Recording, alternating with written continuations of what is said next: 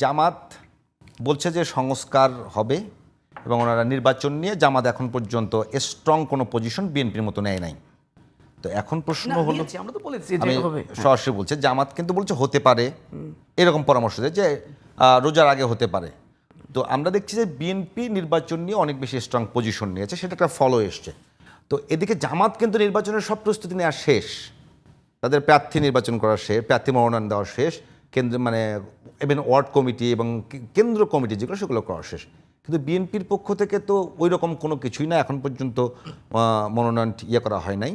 তো এইটা কি বিএনপি সামনে অল্প সময়ের মধ্যে যদি নির্বাচনের ডেটই ঘোষণা হয়ে যায়, বিএনপি সমস্যা পড়বে এগুলো মনে হয় না?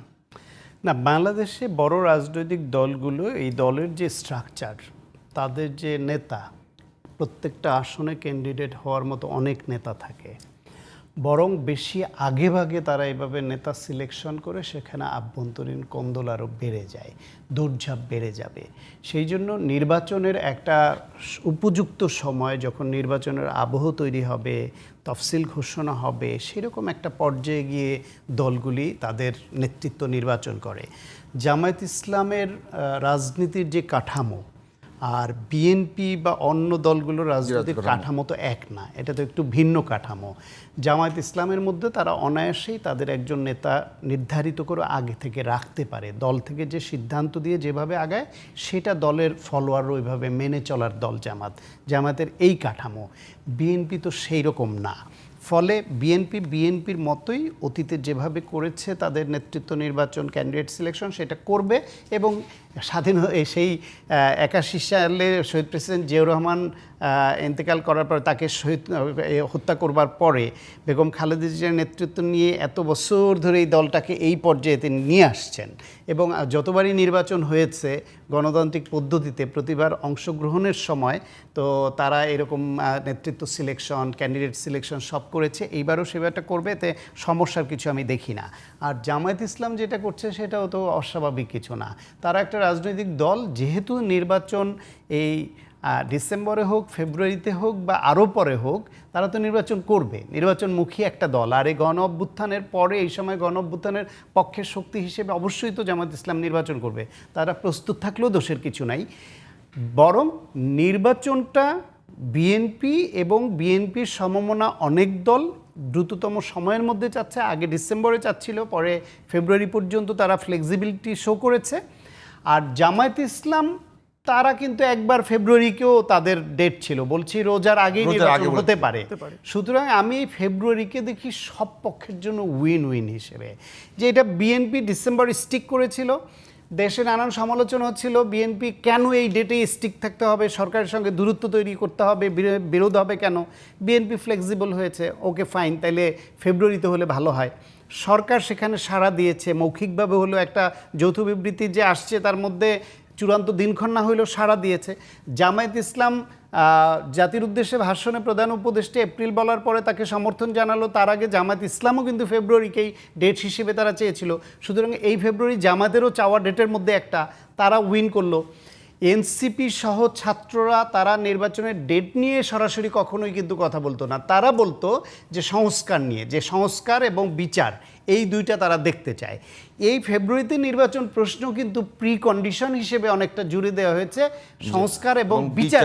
সুতরাং সেখানে মানে যথেষ্ট মাত্রার অগ্রগতি অর্জন করে, সেখানে কিন্তু এনসিপিও উইন করেছে। সুতরাং আমি তো এই ফেব্রুয়ারি ডেটের মধ্যে সকল পক্ষের উইন উইন দেখি, তাহলে এটা দোষের কিছু না। কিন্তু ফ্যাক্ট যেটা, নির্বাচন যত দীর্ঘায়িত হবে দেশের অর্থনৈতিক সংকট তত বাড়বে।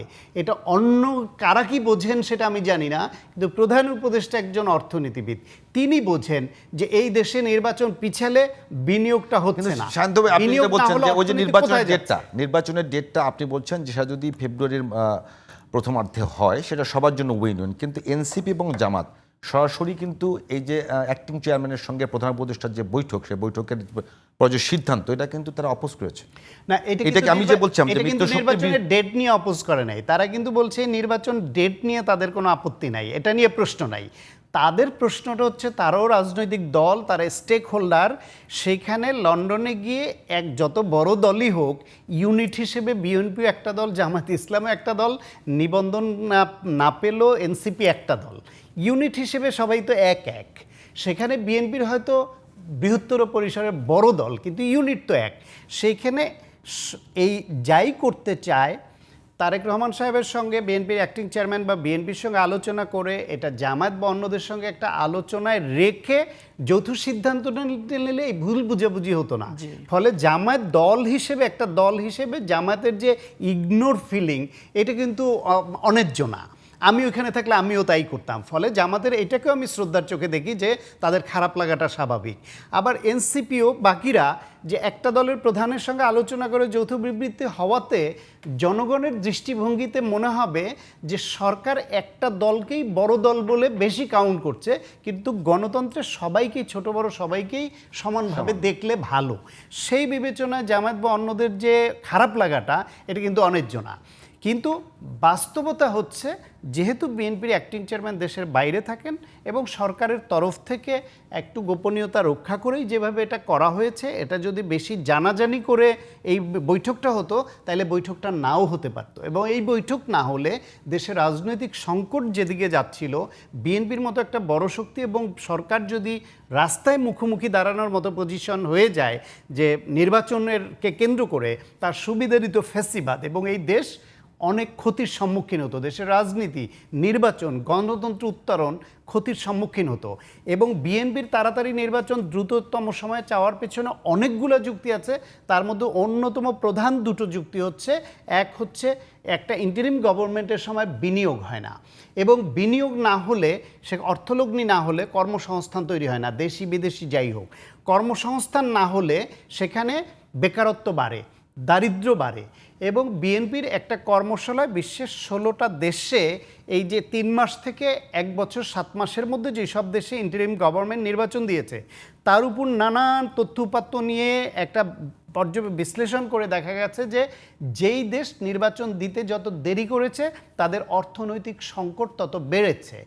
1, 2 হইল, এদেশের একটা তরুণ ভোটার গোষ্ঠী 2014-তে ভোট দিতে পারে নাই, 5% ভোট পড়েছে। মেজরিটি লোক ভোট দিতে পারে নাই, 5%-এর কম ভোট কাস্টিং হয়েছে। 18 সালে এসে সেই লোকগুলোর মধ্যে বড় একটা অংশ ভোট দিতে পারেনি, আবার 18-তে এসে নতুন ভোটার যারা, তাদের বড় একটা অংশ দিতে পারেনি। তাহলে একটা গ্রুপ দুইবার, দ্বিতীয়বারের মতো ভোট দেওয়া বঞ্চিত হলো, আর একটা নতুন গ্রুপ যোগ হলো।